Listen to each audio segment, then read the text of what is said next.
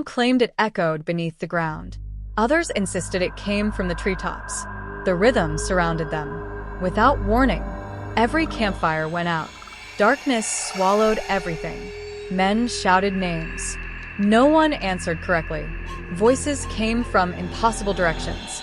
Friends sounded far away, even while standing nearby. Panic exploded. Swords flashed through the darkness. By dawn, several soldiers had accidentally killed their own companions. The forest had turned discipline into chaos. Marcus finally admitted something was terribly wrong. He ordered an immediate retreat. The Legion turned around. Or at least, they believed they had. For 2 entire days they marched. Yet every evening, they somehow returned to the exact same clearing. The same broken wagon. The same fallen pine. The same abandoned campsite. It was as though the forest had folded space around them. Food disappeared. Water turned muddy. Armor grew impossibly heavy. The strongest soldiers struggled to walk. Then came the oldest tree. It stood taller than every other tree in the forest. Its trunk was wider than a Roman temple. Its bark looked almost like an old man's face. As Marcus approached, the wind suddenly returned. Leaves swirled around him. The whispers stopped. For the first time, the forest spoke clearly. Not with a mouth, not with words, but every soldier understood the meaning. You came to conquer what was never yours. Marcus raised his sword. I serve Rome. The trees groaned. Their roots burst through the earth.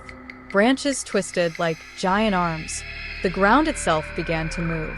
Soldiers stumbled as the forest awakened. Trees fell without warning. Roots trapped horses. Mud swallowed wagons. Men disappeared beneath collapsing earth. Some screamed. Others vanished without making a sound. Within minutes, order no longer existed. Only terror. Those who tried to run found endless trees. Those who climbed rocks saw nothing but forests stretching forever. Some claimed shadowy figures watched from between the trunks. Not humans. Not animals. Something older. Guardians who had protected the forest since before Rome existed.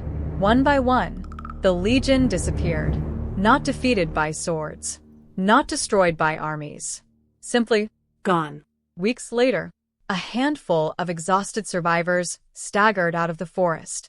Their armor was rusted. Their hair had turned gray. Some refused to speak. Others repeated only one sentence. The trees are watching. General Marcus was not among them. Neither were thousands of his soldiers. Rome searched for them. New expeditions entered the forest. None found the missing legion.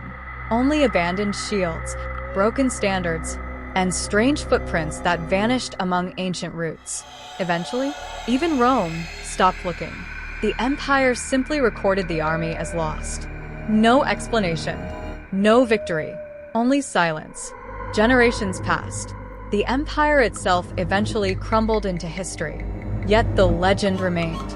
Travelers still claimed they heard Roman marching songs echoing through the forest on cold autumn nights. Hunters sometimes discovered old Roman coins buried beneath enormous roots. Woodcutters occasionally found rusted helmets fused into living trees, as though the forest itself had grown around them. The villagers never seemed surprised. They simply whispered, "The forest keeps what it chooses."